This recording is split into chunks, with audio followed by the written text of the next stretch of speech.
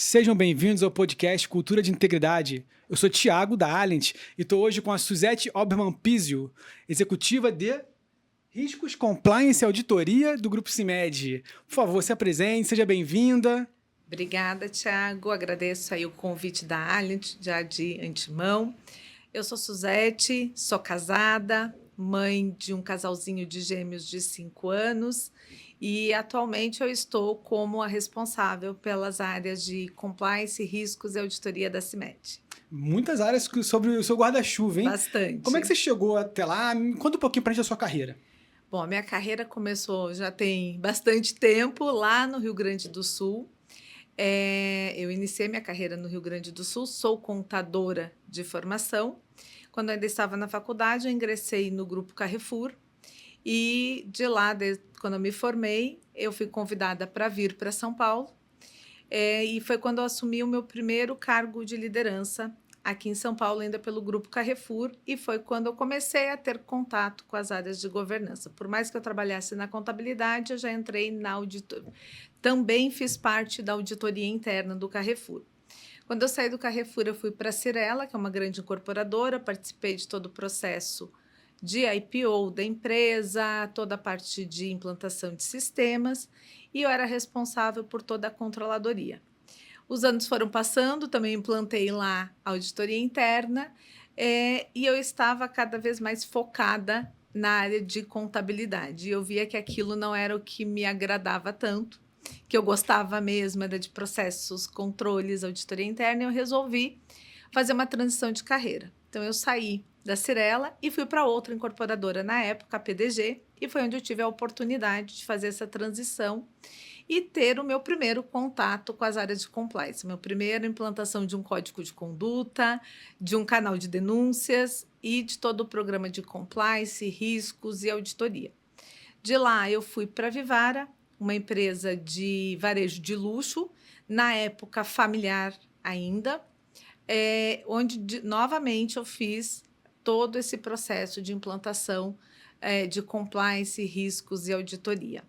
Veio a pandemia, eu tinha acabado de ser mãe, acabei saindo da Vivara e fui em 21 para a CIMED, onde eu estou, e onde eu tenho desenvolvido também todo o programa de compliance, auditoria e riscos. Então, eu já estou na minha terceira implantação de canal de denúncia, código de conduta. Nossa, mas como que surgiu o interesse por essa área? Na verdade, quando eu comecei no Carrefour, eu tive em determinado momento, eu cuidava de contabilidade, contas a receber, eu recebi um convite para a auditoria interna.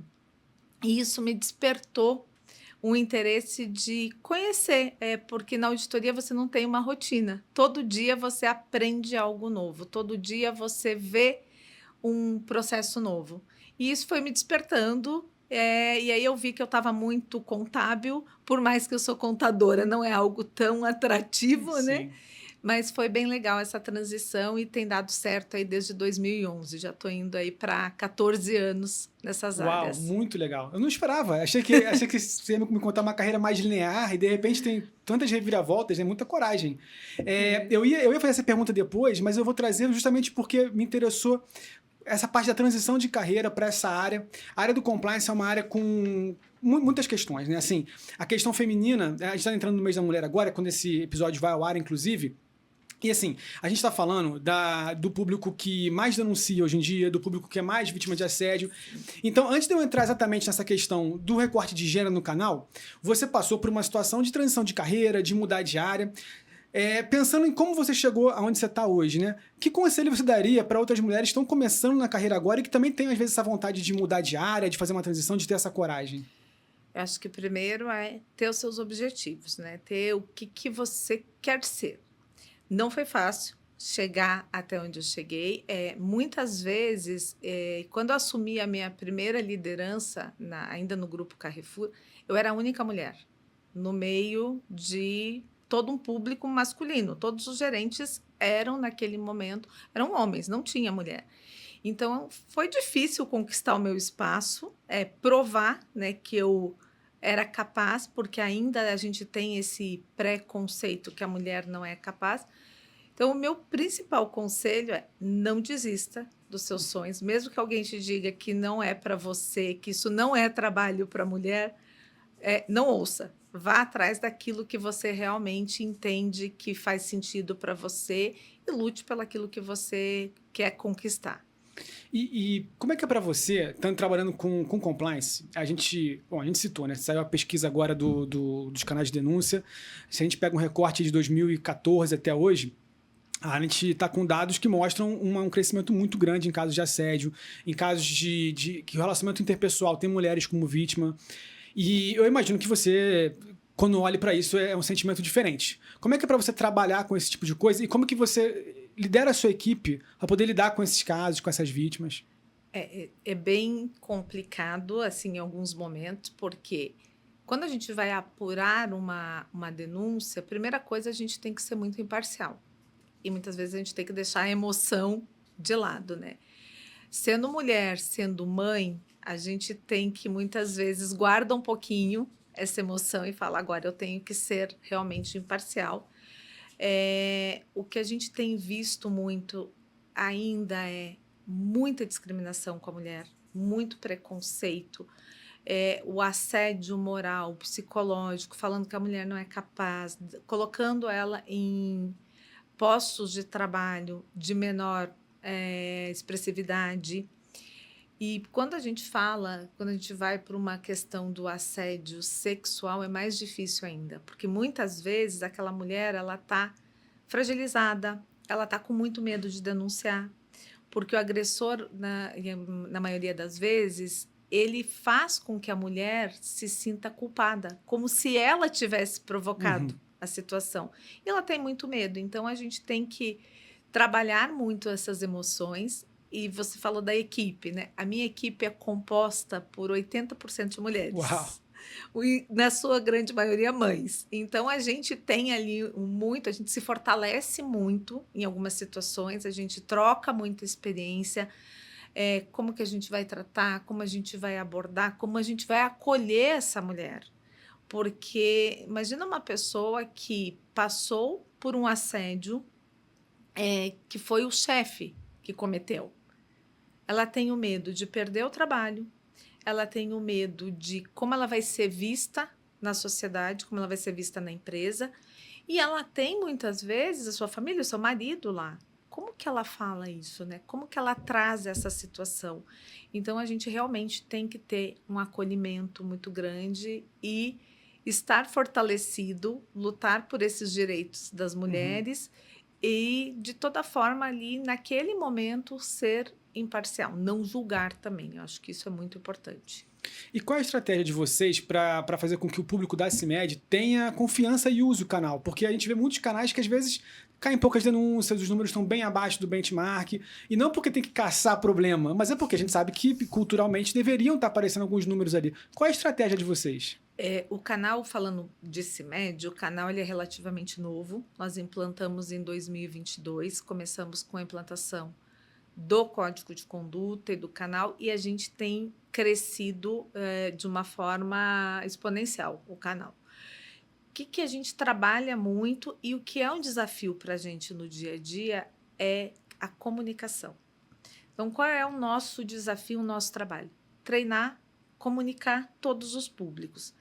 A CIMED hoje ela é uma empresa que ela tem mais de 5.000 colaboradores. 50%, muito mais de 50%, está no público mais operacional nas nossas unidades Fabris. Nós temos 26 CDs no Brasil. Uau, muita diversidade de comportamentos. Em todos os estados praticamente. Então, a cultura também é muito forte nos locais. Tem muito ainda uma cultura de o machismo, o preconceito nos estados. E o que a gente tem trabalhado muito é a comunicação. Só que, como eu estava falando, é um público mais operacional que trabalha nas unidades Fabris e que nem sempre tem o acesso é um pouco limitado ao acesso digital. Hoje é muito fácil a gente falar, a gente está fazendo aqui algo que é digital. Perfeito. É muito fácil a gente mandar um e-mail, a gente colocar nas televisões, colocar no celular. Mas será que todo mundo acessa? Então, o desafio muito grande é como eu me comunico, como eu comunico para esse grupo o que é um assédio, o que é um preconceito e como eu dou segurança a eles que o nosso canal é seguro, que é confidencial e que não vai ter retaliação. Porque qual é o maior medo das pessoas que denunciam? Ah, se eu falar, vão saber que fui eu. Se eu falar, eu posso ser mandado embora porque eu sou o elo mais fraco, às vezes, da cadeia. Então, a gente tem trabalhado muito nessa questão da comunicação e já falando assim, é um desafio muito grande. Eu tenho conversado com muitos pares do mercado que também tem uma diversidade muito grande, que tem um público mais operacional, e a grande dificuldade de como a gente se comunica com esse público, né? Como a gente traz isso no dia a dia. E pensando que essa é a sua terceira implementação de canal, e você contou, você falou de empresas, marcas que são nacionais, né? Marcas até mais, mas com muitas unidades no Brasil inteiro. Você diria que essa questão da comunicação, da construção de uma cultura positiva, de integridade, você acha que isso é o mais desafiador? Ou você acha que tem outros pontos que também apertam muito o calo de um canal que está começando? Eu acho que o primeiro é assim, a cultura é muito forte, a gente tem que deixar isso muito claro, mas sempre tem aquela insegurança, a desconfiança.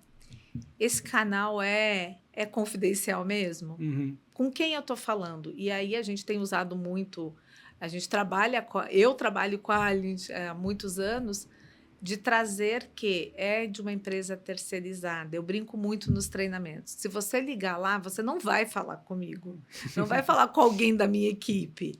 Você vai falar com uma pessoa terceira que está ali preparada para atender a sua situação. E sim, nós vamos apurar depois. E aí vem muito a questão. Então, eu vou fazer anônimo, porque não vão me identificar. O anonimato é importante, mas também quando a denúncia ela é qualificada, né, quando ela é identificada, às vezes nós temos mais condições de apurar. Porque você sabe quem é a pessoa, a gente pode falar, mas o importante para nós não é quem denunciou, mas sim o que ela denunciou. E é isso que a gente tem trabalhado fortemente, né, com as equipes, com as lideranças também. A gente já conversou aqui com outras lideranças e um ponto que a gente sempre traz é que o canal de denúncias ele é um pronto-socorro. Você chega, quando acontece um problema que chega no seu canal, já está acontecendo, você tem que resolver aquele problema. É bem isso. Mas ele informa o estado de saúde do sistema, né? Então, como é que você gosta de utilizar em termos estratégicos e como é que a CIMED usa as informações, os dados que vêm do canal para poder construir essa cultura de integridade e reduzir o número de casos que chegam ali? Ótima pergunta. Acho que é usar os indicadores sempre para ver onde está a nossa maior concentração, onde estão os nossos problemas. Quais são os tipos de relatos que a gente apura?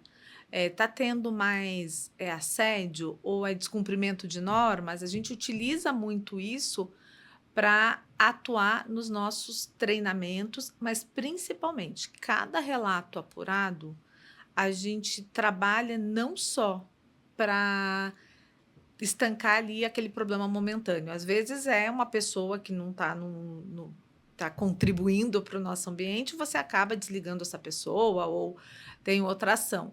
Mas sim, qual é a causa raiz daquele comportamento? O que causou? Foi uma fragilidade dos nossos controles? É uma fragilidade do comportamento? É a nossa liderança que não está preparada? Então, a gente trabalha muito usando esses dados para atuar na causa raiz do problema e não se repetir. Eu acho que esse é o grande ponto aí que a gente tem que trabalhar nas organizações. Tentar trabalhar sem dados hoje não dá, né? Assim, Impossível. O digital também traz essa possibilidade. A gente tem muito mais dados para trabalhar. E pensando nisso, vocês têm algum programa hoje, assim, voltando para a questão do mês da mulher, etc., algum programa específico para as questões de gênero ou outras questões? Vocês têm programas específicos envolvendo esses temas do compliance? Sim. Hoje a gente trabalha muito, a minha área de compliance trabalha muito em parceria com a área de RH e a área jurídica. A CIMED ela vem fazendo um trabalho forte de diversidade e inclusão. Nós temos diversos grupos de afinidade onde trabalham com, por exemplo, raça, geração, equidade de gêneros, o empoderamento da mulher, o acolhimento dos nossos PCDs. Então, É algo que está sendo construído, já vem aí, já está fortalecido. E o que é importante? Esses grupos de afinidades, eles são construídos por pessoas que estão lá nas áreas. Então, eles estão no dia a dia disseminando essa cultura, falando do que é esperado, o que não é esperado também, qual o comportamento que não é legal. E eles nos apoiam na área de compliance com o quê? No momento que ele está falando lá com o grupo, vamos supor, ele está falando do que é racismo, o que é uma injúria racial, ele não só está explicando isso lá para aquele grupo, mas ele também reforça, ó, se você sofrer um assédio, se você sofrer um preconceito, o que você tem que fazer? E aí ele reforça o nosso canal Atitude Se Mede, que é o nosso canal de denúncias. Então, é uma parceria muito grande que a gente trabalha com esses times. Porque você ainda consegue utilizar a linguagem local, não fica aquela coisa estrangeira, falando, olha, fale assim, assim com o público. O pessoal que está ali, eles sabem como conversar, né? E agora, para 25, a gente vai fortalecer mais ainda, treinando e sendo treinado também a minha equipe nesse letramento, que é muito importante também.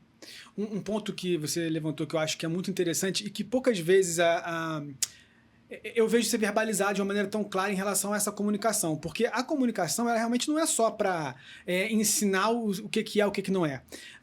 Olha só, pessoal, isso aqui é assédio, isso aqui é racismo, mas não. Mas também deixar a pessoa com um arsenal mais robusto para enfrentar se acontecer com ela ou com alguém próximo, com segurança. Porque só saber o que é, o que não é, assim, na hora que acontecer... É teoria. É teoria, mas na prática, se estiver acontecendo agora, você pode ficar seguro que vai acontecer. Em relação à maternidade, como é que você vê essa questão hoje nas empresas? Então, esse é um outro ponto que ainda é um tabu. Eu acho que nós mulheres conquistamos um espaço muito bem maior do que há anos atrás, mas ainda temos muito para conquistar. Então, a mulher ela já vem com esse preconceito que ela é menos capaz. Quando a gente fala da maternidade, muitas vezes já tem um preconceito que ela é descartada já no processo seletivo. Porque vem aquela cultura lá do passado que a mulher que tem filhos, ela não vai se dedicar da mesma forma que a mulher que não tem filho ou que um homem. O homem pode ter filho, mas não vai mudar nada no trabalho. Não vai mudar nada, porque ainda ainda a responsabilidade da criação ainda parece que é da mulher, né? Ainda tem só ela fica emocionalmente envolvida com os filhos, Exatamente. Só ela cuida dos filhos. É a mulher que tem que cuidar quando está doente, é a mulher que tem que cuidar para levar no médico. Então, muitas vezes, a maternidade, ela inibe, às vezes, essa pessoa poder mostrar o seu potencial, porque ela não tem nem a oportunidade de entrar no mercado de trabalho, entrar, às vezes, para aquela posição, porque ela já foi lá carimbada que ela não daria conta. E hoje, sendo mãe de gêmeos, que não é fácil, eu vejo que é um desafio constante. Por quê? Sim, meus filhos vão ficar doentes. Eles ficam doentes. Eu preciso ir na reunião da escola dos meus filhos. Mas hoje eu consigo equilibrar o meu trabalho, o meu desenvolvimento profissional com também as questões da minha família, dos meus filhos, porque isso vai me trazer uma segurança psicológica, vai me trazer ali um conforto para eu saber que eu consigo dar conta das duas coisas. Graças a Deus, eu trabalho num ambiente hoje que eu tenho essa flexibilidade, né? E eu faço muito isso com a minha equipe, eu tenho muitas mães na minha equipe, de a gente se ajudar. O resultado tem que ser entregue, sim, ele vai ser entregue, mas se eu também posso ajudar aquela mãe, um dia que ela vai precisar ficar de casa porque o filho está doente, com certeza ela vai produzir muito mais do que ela está ali fisicamente, mas a cabeça dela está lá no filho. Eu acho que esse é o ponto, né? Quer dizer, o resultado vai ser entregue. Se ele vai ser ou não entregue, é aí que a gente tem que ver. E não já partir do pressuposto que não vai ser entregue. Não vai dar. Logo vamos colocar um homem que, evidentemente, vai ser entregue. O ponto que eu acho interessante também é nas mulheres que querem ser mães, né? Que têm o desejo da maternidade, mas ficam eu nem imagino como deve ser difícil para a saúde mental dessas mulheres decidir se vão ou não ser mães por causa do emprego, não por causa do próprio desejo, do casal ou do que for. Exato. Por isso é importante a gente ter uma cultura de integridade muito forte que seja percebida na companhia que as mães tenham essa segurança. Que elas saibam que, hoje, eu vou trazer um dado, a CIMED hoje tem 52% de seus colaboradores são mulheres. Uau. 39% estão em cargo de liderança. Então, você tem que ter essa segurança que, ok, eu vou ser mãe, eu vou, num determinado momento, eu vou me afastar por 4 meses, 5 meses, mas eu vou ter uma segurança que eu vou voltar e o meu espaço está lá. E isso é muito difícil. Por mais segura que seja a mulher, por mais segura que seja essa profissional, sempre vai bater Claro. a insegurança. Fala assim, e agora? E não só a insegurança, o meu lugar está lá. Eu vou dar conta? Eu vou dar conta dessa jornada tripla, muitas vezes? Porque eu falo que a gente tem 3 turnos. Eu tenho o turno da manhã, que eu cuido dos meus filhos, deixo na escola, vou trabalhar, e eu tenho o turno da noite com eles. Então, são 3 turnos que você tem que dar conta. E muitas vezes ainda trabalhando à noite, né? Resolvendo alguma coisa, atendendo a nossa fábrica, trabalha em 3 turnos. Muitas O vezes... problema todo pode acontecer a qualquer momento. Muitas vezes a gente tem relatos que têm que ser apurados, as pessoas têm que ser ouvidas no 3º turno. O 3º turno é às 10h30 da noite. Então, eu e algumas pessoas da minha equipe, a gente vai para casa, cumpre lá com as nossas tarefas de mãe, e depois a gente conecta de novo para continuar trabalhando. Então, isso, a gente tem que ter esta segurança, tanto do lado da empresa como para a gente mesmo. Será que eu vou dar conta? Se você não tiver o apoio do seu gestor, da companhia, dos seus colegas, é muito difícil, afeta muito a saúde psicológica da mulher. Você trouxe um tema que, a questão do turno noturno, eu já trabalhei em turno noturno, então me traz algumas lembranças também. A gente falou aqui sobre a questão da cultura de integridade como um aspecto positivo, você trouxe agora essa questão negativa que pode vir se for um ambiente mais tóxico, um ambiente que não traz segurança. Que outras questões você já teve que lidar na sua carreira que não tem necessariamente denúncias acontecendo, mas você percebe pelo que está acontecendo no ambiente que não tá legal, tá tóxico, precisa de um trabalho. O que você já viu? Como é que as pessoas podem agir? Porque uma coisa que a gente vê muito no canal, principalmente em denúncias com pouca qualificação, é uma dificuldade do denunciante em explicar o que está acontecendo. Entende? Então, assim, como lidar com esses casos, assim? De novo, primeiro falar a linguagem daquele público. Acho que não adianta chegar por um público que às vezes não tem todo o conhecimento e querer passar um monte de teoria. Dar a segurança para que eles possam relatar. E aí a gente, principalmente a área de compliance, junto com o RH, porque o RH às vezes está muito ali no dia a dia. A minha área de compliance é muito pequena, eu não estou no dia a dia. E isso em todas as companhias que eu passei esse tema é muito forte. Deixar esta pessoa de uma forma que ela se sinta confortável para trazer, mesmo que às vezes ela nem sabe que ela está sendo assediada ou que ela está sendo vítima de discriminação, mas ela sabe que alguma coisa não está legal ou aquela área está tendo muita reincidência, a gente precisa trabalhar aquela área, dar esse conforto que ela pode procurar aquelas pessoas, aquelas áreas para falar. E aí cabe a gente entender se é uma questão de compliance ou uma questão, às vezes, de gestão, de uma liderança que precisa ser melhor treinada ou orientada. E aí, no dia a dia, a gente consegue ali acomodando esses temas e atuar, de novo, na causa raiz do problema. Não adianta a gente, às vezes a gente olha algum problema e fala assim, é o gestor, tira o gestor, tá? Mas e o resto que vem por trás? E os incentivos, né? Que estão levando a esse tipo de situação, né? Exatamente. Por que esta postura? Ele não estava qualificado, ele não foi treinado, ele não tinha as ferramentas que ele deveria ter para atuar. Então, muito importante a gente sempre identificar qual é a causa raiz, o que está acontecendo. Por que não atuar só no... A gente, às vezes, atua muito no efeito, né? Isso. Mas qual a causa? Porque o efeito chama atenção. Acontece alguma coisa, já fica aquela loucura, correria, comitê. Exato. Tem que ter... Para olhar no meio dessa confusão e ter a visão clara de onde está a raiz é muito, muito complicado. Bom, você tá batendo bastante nessa tecla da causa raiz. Eu acho que isso é fundamental, né? Para não ficar só aquele backlog do canal crescendo e crescendo e crescendo. Então, acho que tem alguns temas para a gente discutir aqui. Eu acho que um primeiro ponto muito importante é a questão das lideranças, né? A formação de liderança, a promoção de pessoas para o cargo de liderança, a contratação de lideranças no mercado. Como é que é para você e para a sua organização a questão das lideranças? Então, esse é um grande desafio que a gente tem todo dia. Como eu falei, a gente trabalha muito em parceria com o RH e com a área jurídica. E por que a área jurídica? Você vai perguntar se a área jurídica, porque vai lá já colocar a medida, a demissão, trazendo um treinamento e uma formação para os nossos líderes. Não adianta a gente só falar o que é assédio, se a gente também não falar o que isso causa, né? Qual é a medida realmente que a gente pode ter, assim, uma ação.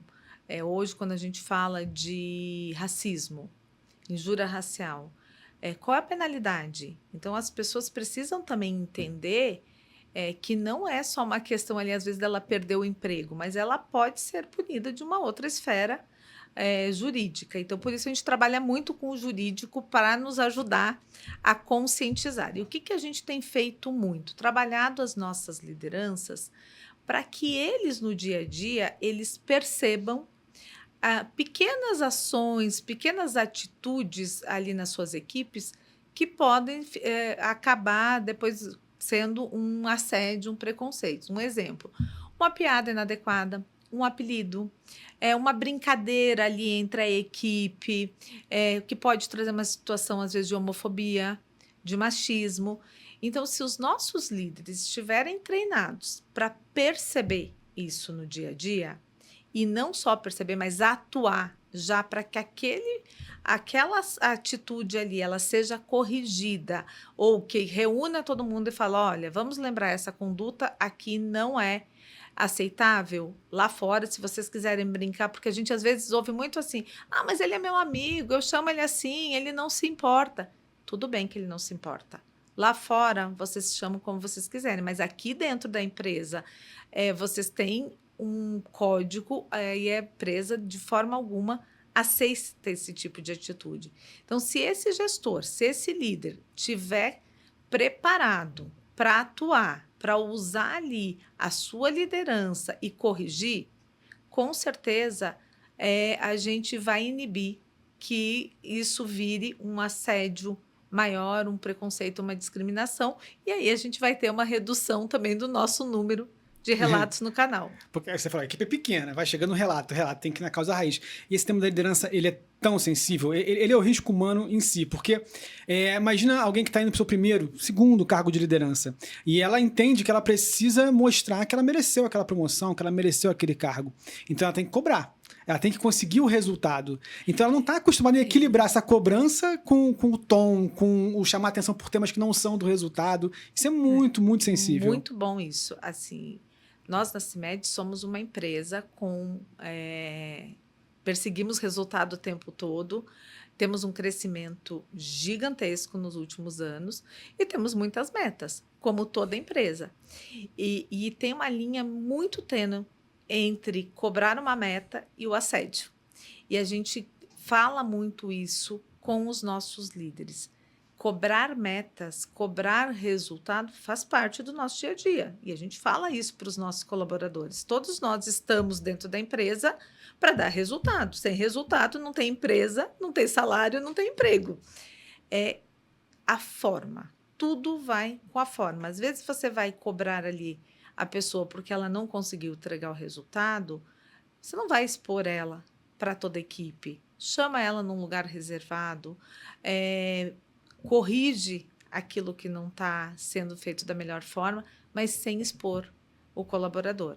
E isso é muito importante. Como você falou, às vezes a pessoa que está assumindo a primeira liderança, ela não foi preparada para isso. Ela era um ótimo técnico, talvez um ótimo operador, e agora ele é um encarregado, um supervisor. Então, tem um trabalho muito grande que é realmente a gente preparar, capacitar e treinar essa liderança para que ele não seja o agressor, de alguma forma. Então, é ele que vai contribuir, em vez de ele ser esse embaixador de uma cultura de integridade, ele vai passar a ser um perpetuador do ambiente tóxico, né? Exatamente. E eu imagino que isso, e aí amarrando com o que a gente já conversou, eu imagino que isso seja ainda mais sensível para lideranças mulheres nas suas primeiras lideranças, assim, porque tem aquela coisa de não ser desrespeitada, de fazer valer, mas também de não exagerar só para poder mostrar que isso também pode ser uma líder, né? E também muitas vezes, e aí a gente fala, outro ponto que a gente treina muito, que é o assédio. As pessoas sempre, quando a gente fala de assédio, principalmente o assédio moral, a gente sempre pensa do líder para o liderado. Mas tem o assédio do liderado com o líder. Então, numa questão como essa, de uma mulher que assumiu recentemente um cargo de liderança, muitas vezes ela tem ali na sua equipe uma pessoa que já está há mais tempo, um homem que está há mais tempo na companhia, e talvez ele se achou... Se julgava o merecedor. É o merecedor. E aí, peraí, agora vem ela, uma mulher, para mandar em mim. Eu não quero. E aí ele começa a ter atitudes que pode ser considerado um assédio do liderado para o líder, né? Então, é também um cuidado que a gente tem que ter, e o assédio entre pares. Isso também é muito comum. O cuidado que a gente tem que ter no dia a dia, falando desse tema, que quando a gente fala de assédio, são duas coisas que vêm na cabeça. Do líder para o liderado, e quando a gente fala do assédio sexual, a gente sempre pensa o homem para a mulher. Isso. E as relações hoje mudaram. Então, Isso. a gente tem que estar muito atento a tudo isso. Os números de assédio sexual nessa última pesquisa, e vão ter números novos que vão ser lançados ao longo do ano também, mas aprofundando, mostram que no caso específico do assédio sexual, as mulheres, assim, hoje está 50 e poucos % de mulheres denunciando para 40 e poucos os homens. Quando a gente fala de assédio sexual, a gente vai para 80 e poucos %, 70, alguma coisa entre 75 e 85, não lembro de cabeça, mulheres e o resto homem. Claro que tem a questão do machismo de homens que sofrem assédio sexual eventualmente não denunciam, Sim. rola aquela coisa da vergonha, do machismo, enfim, que é um tema à parte que daria um outro capítulo. Mas tem a questão também da vulnerabilidade da mulher nesse ambiente. E de forma muito curiosa, nesse quesito, dispara o número de denúncias de pares. O horizontal no assédio sexual ele é muito, muito, muito maior do que em outros tipos de denúncia.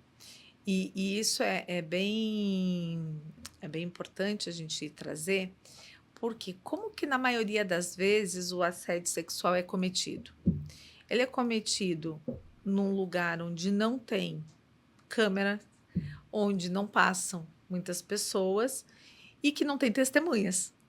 E aí é muito difícil, quando a gente vê também os casos de assédio, temos uma dificuldade muito grande de comprovar, às vezes, os assédios. Essa investigação é muito sensível. Ela é muito sensível porque você tem que tomar todo o cuidado com a pessoa que está fragilizada ali. É muito complicado, porque você não tem provas robustas muitas vezes, e você também não pode pôr em xeque o que a pessoa está te trazendo. Vai revitimizar ela, mas também não pode punir alguém sem provas. Porque o agressor, muitas vezes, ele sabe o local para fazer isso, né? Então, ele vai fazer num lugar onde não vai ter testemunha mesmo. E por isso que a gente vê muitos dos casos de assédio como inconclusivos. E aí que a empresa tem que ter regras muito claras, muito bem definidas, de qual medida ela toma numa situação dessa, sem ser injusto. Aí você entra num tema que é um dos meus favoritos, né, quando a gente fala de canal de denúncias, porque ele não só ele fala sobre os casos em si, mas ele também fortalece ou enfraquece a cultura de integridade e a confiança no canal, que é a política de consequências. Exato. Ela precisa ser justa, mas também ela não pode expor mais o que está sendo punido do que já está acontecendo, mas ao mesmo tempo as pessoas precisam saber que existe uma política de consequências e que ela é aplicada.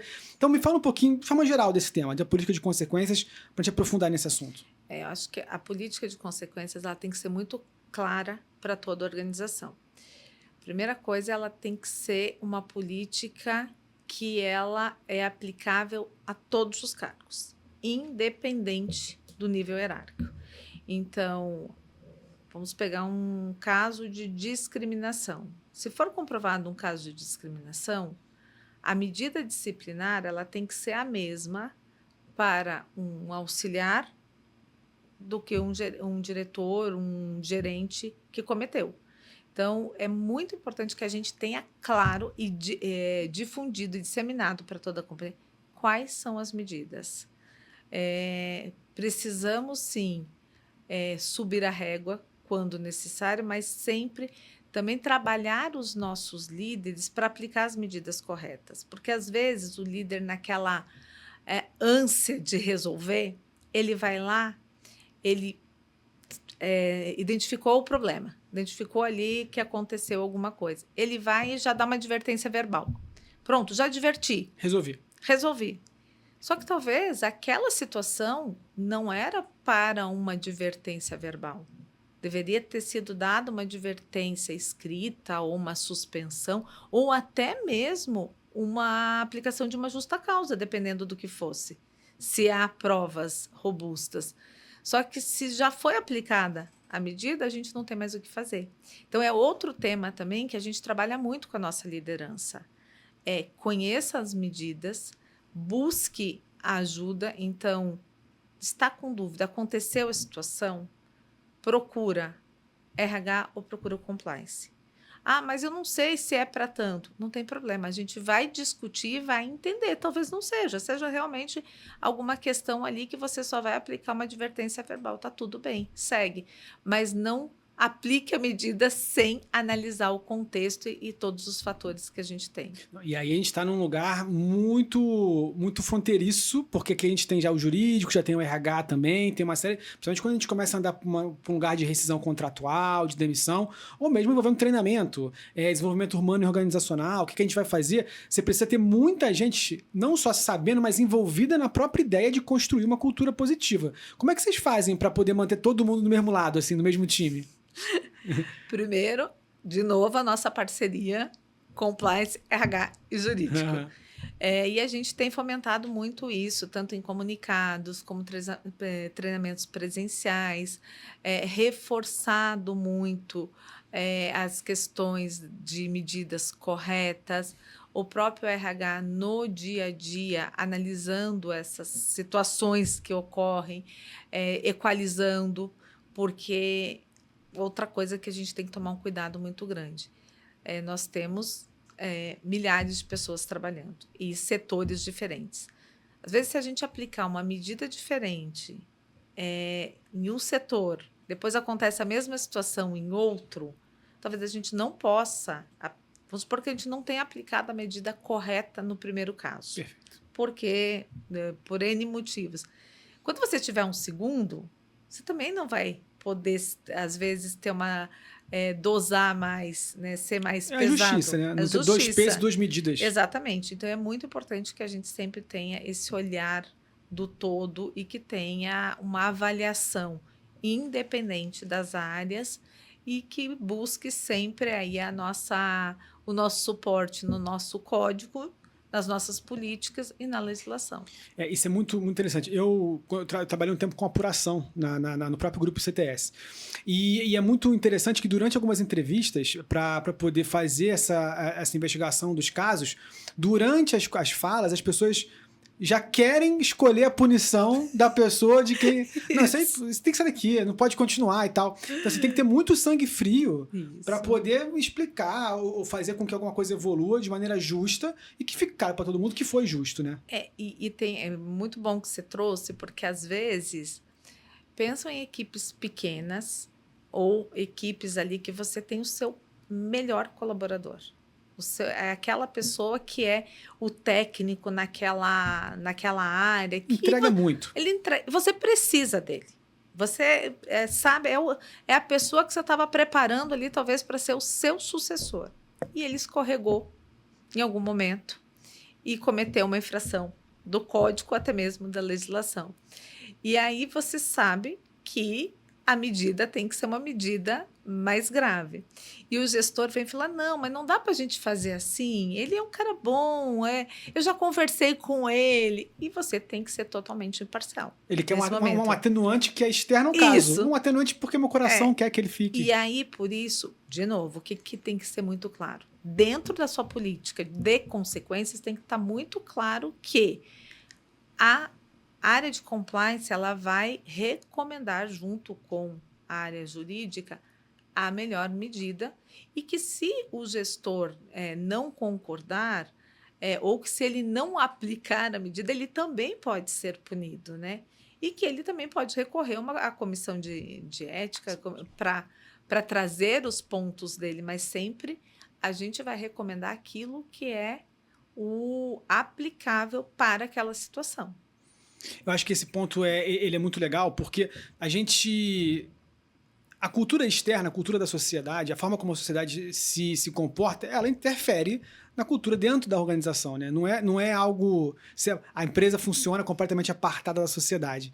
Então, a gente está num momento social com muita onde a questão da raiva, do ódio, a questão do conflito é muito exacerbado.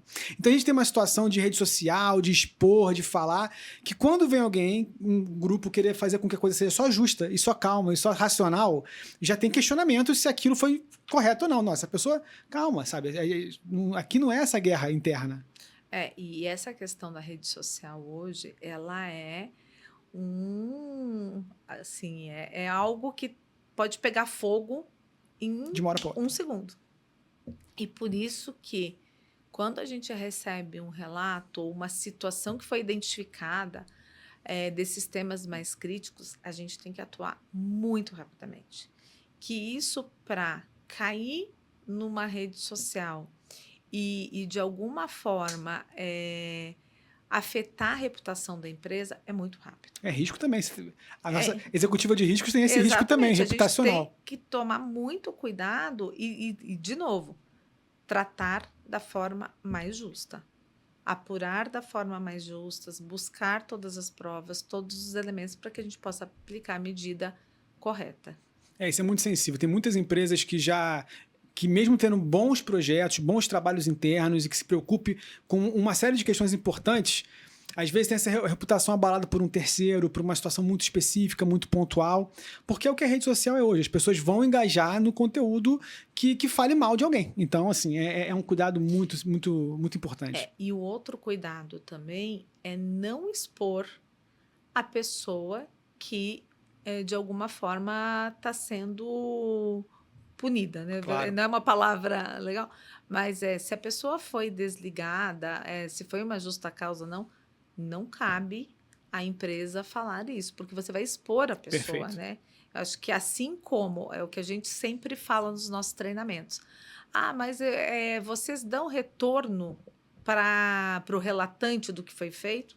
Não, porque assim como a gente dá o direito à pessoa a não se expor, a gente dá o anonimato para essa pessoa, a gente também não vai expor o relatado. A consequência tem que ser na justa medida. Exatamente. Então, ou você vai perceber o que aconteceu no dia a dia, mas não vamos dar essa exposição, porque senão a gente está gerando um outro problema para a empresa, né? Então, assim, a gente tem que tratar os dois lados da mesma forma. E às vezes você tem esses casos bem do cotidiano, assim, a pessoa, fez piadas que para ela é engraçada, porque num certo momento para ela aquilo, de fato, para ela não tinha tanto problema, mas ofendeu pessoas, ela vai receber uma punição por isso. E isso já tem que ser em si a consequência, para não usar a palavra punição, que eu também acho pesada. Não gosto. Tem que ser a consequência para ela, tem que ser na medida do que ela fez. Hoje, se você expõe ela publicamente, isso é uma consequência muito maior do que o que ela realmente cometeu. É óbvio, a gente não está falando de impacto crítico, a gente não está falando de uma pessoa que roubou a empresa, a gente está falando de outras coisas aqui, dessa zona mais assim. E mesmo nos casos de roubo, né, eu acho que também não cabe ficar assim. Ela tem que ser punida de acordo. Ela tem que sofrer a consequência de acordo com o que foi previsto antes. Com a gravidade do fato. Exatamente. Esse é o ponto. E cabe, uma vez que ela sofreu a consequência, ok, vida que segue. Maravilha. Bom, com esse papo todo, o podcast se chama Cultura de Integridade. A gente fala bastante disso porque para a gente é muito importante. Não é só canal de denúncia, é construir um ambiente melhor, mais seguro para todo mundo. Mas eu queria ver de você, para você, o que é uma cultura de integridade numa organização? Para mim principalmente a gente ter um ambiente onde que as relações e as ações dos colaboradores, elas sejam sempre conduzidas de forma ética, íntegra e transparente. Acho que todo o nosso relacionamento, o nosso cotidiano tem que ser assim. E essa cultura, ela tem que ser percebida e perseguida por todos os colaboradores, independente do nível. Principalmente os líderes, eles têm que viver isso todo dia, porque eles são exemplo. A gente não pode cobrar de um colaborador uma conduta ética se nós, como gestores, não temos a mesma conduta. Então, para mim, é quando todo mundo agir da mesma forma, a cultura está estabelecida. Bom, já conversamos bastante aqui, acho que a gente tem papo para muito mais, eu acho que esse é um tema enorme, é muito impactante na vida das pessoas, espero que a gente tenha mais papos como esse e pessoalmente foi um prazer, sou seu fã, então foi muito legal, foi ótimo, mas agora vamos para uma coisa mais leve, pessoal que estiver ouvindo a gente aí, uma indicação cultural. Eu também vou falar a minha, então pode ficar tranquila. Tá bom. Um livro, um filme, uma série, alguma coisa que você... Não precisa ser do tema, mas se for tudo bem também. Uma coisa que é legal, que você queria indicar para as pessoas. Bom, eu acho que eu vou indicar um livro, não é tão conhecido, mas Criando Filhos Incríveis em Tempos Difíceis. Uau!